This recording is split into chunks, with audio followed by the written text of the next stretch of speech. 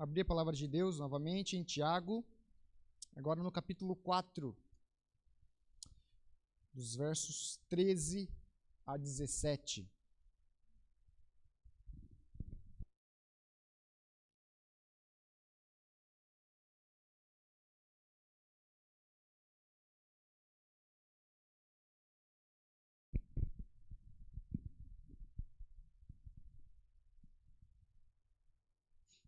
Tiago 4, dos versos 13 a 17. Diz assim a santa palavra de Deus: Atendei agora, vós que dizeis: hoje ou amanhã iremos para a cidade tal, e lá passaremos um ano.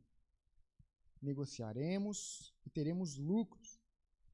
Vós não sabeis que o que vos sucederá amanhã. Que é a vossa vida? Sois apenas como neblina que aparece por instante e logo se dissipa. Em vez disso, deveis dizer: se o Senhor quiser, nós não só viveremos, como também faremos isto ou aquilo. Agora, entretanto, vos jactais da vossa arrogantes pretensões. Toda jactância semelhante a essa é maligna.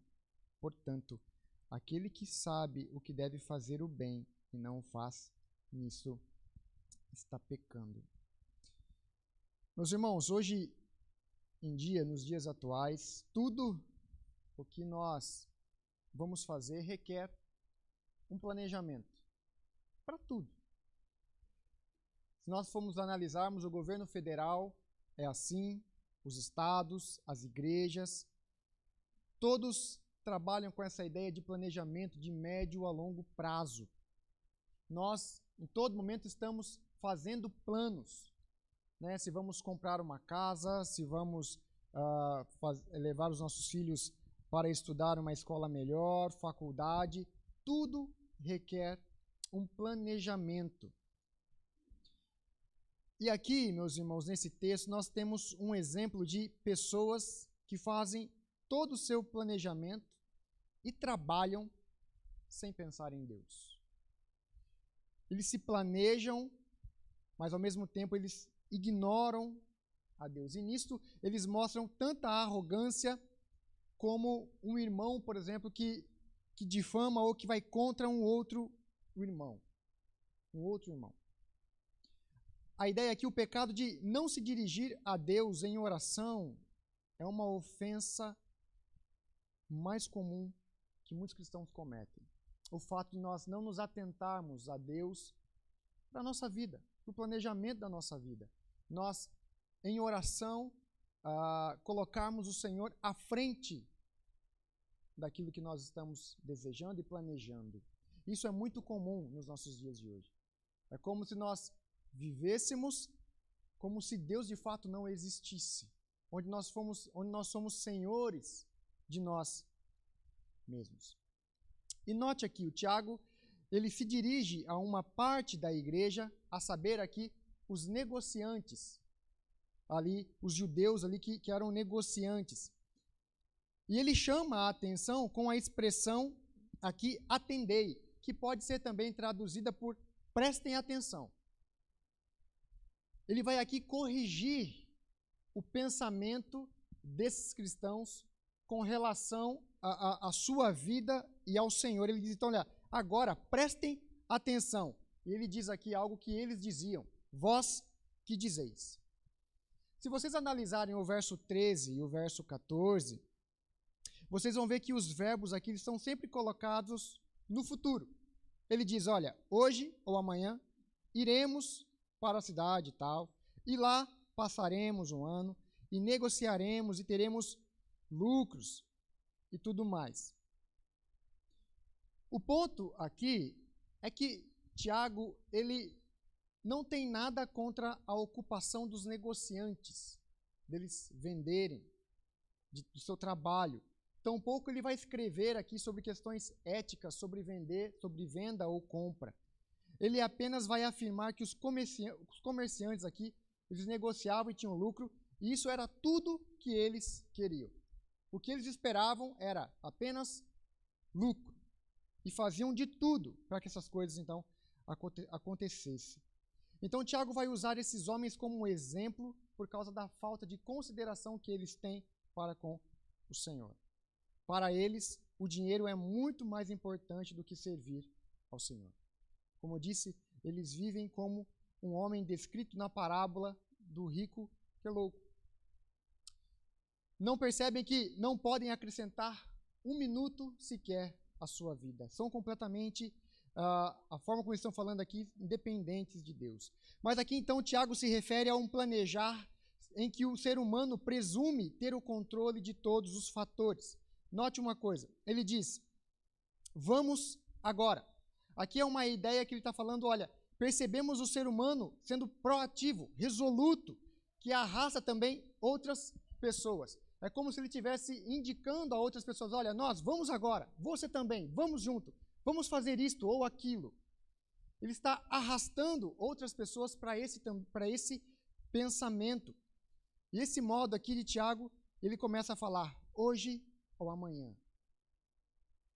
A expressão se refere à rapidez com que ele faz os planos e leva à execução. Nessa ou naquela cidade. O homem aqui pondera onde o mercado está mais favorável naquele exato instante. Ele fala também, olha, vamos passar um ano. Né? Ele elabora planos ali, com presunção, assim, de saber com relação à segurança e o seu futuro. E ele diz aqui, afinal, não sabeis como será a vossa vida amanhã, onde muitas coisas podem atingir o ser humano, frustrando os seus planos. É interessante, uma certa vez, o reverendo Emílio Garófalo, ele, conversando a respeito deste texto, ele fala que nós, às vezes, não pensamos em Deus quando nós vamos tomar algumas decisões ou como nós vamos fazer alguns planejamentos. E um deles, ele usa uma ilustração bastante interessante. Ele conta ele fala, quer dizer, que uma pessoa recebeu um convite para trabalhar em uma cidade fora do país e ele prontamente disse, olha, eu vou, porque aquilo era muito bom financeiramente para ele. Olha, vai ser bom para minha família, para os meus filhos e tudo mais. Daí o Emílio Garófalo fez a seguinte pergunta para ele. Você já viu se lá tem uma igreja presbiteriana para você congregar? Ele falou, eu não me atinei a isso. Note que, às vezes, nós tomamos e fazemos decisões sem pensar nas coisas de Deus. Uma outra questão que nós podemos usar aqui é essa pandemia acabou com muitos planejamentos. Muitas pessoas se planejaram para ter suas empresas, a fazer sua faculdade e tudo mais, e isso não aconteceu.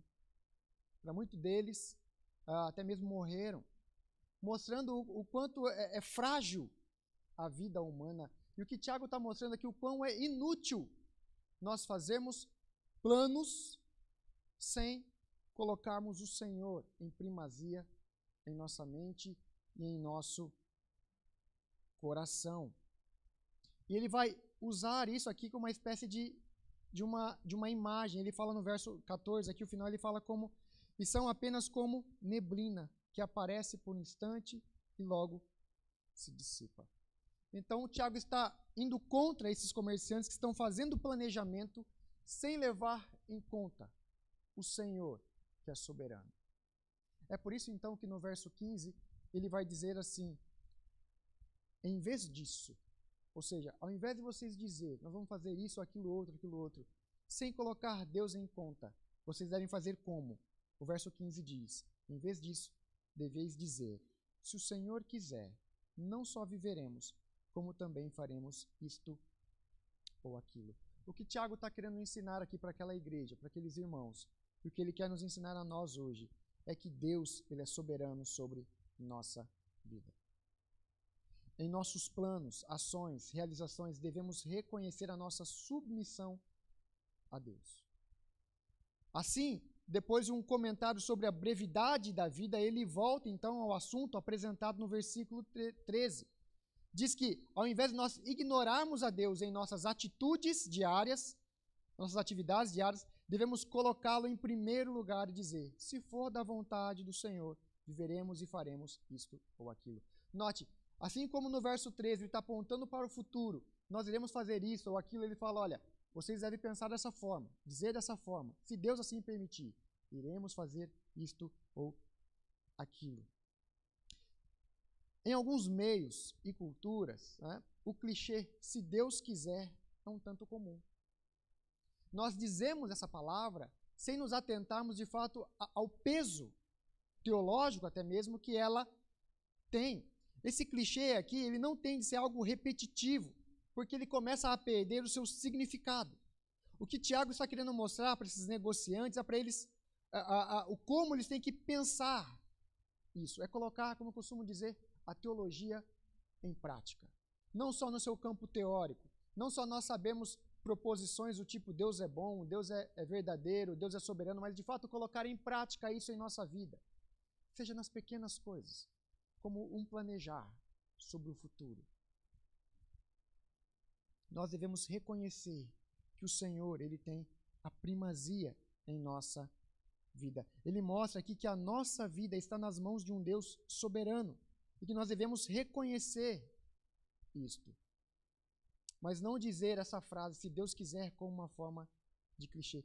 Note, ao invés disso, a nossa vida deve ser a vida de um filho de Deus que sabe que está seguro sob o cuidado protetor de um Pai celestial. Então, nós precisamos entender isto, que o viver cristão é uma vida debaixo da soberania de Deus. Então, ao nos atentarmos, ao fazermos planos sobre o nosso futuro, sobre a nossa vida, coloque o Senhor em primazia. Coloque o Senhor em primeiro lugar. E Tiago, então, vai explicar o porquê nós devemos fazer isso. Verso 16 e verso 17, ele diz: agora, entretanto, os jactais da vossa arrogantes pretensões. Toda jactância semelhante a essa é maligna. Portanto, aquele que sabe o que deve fazer o bem e não o faz, nisso está pecando.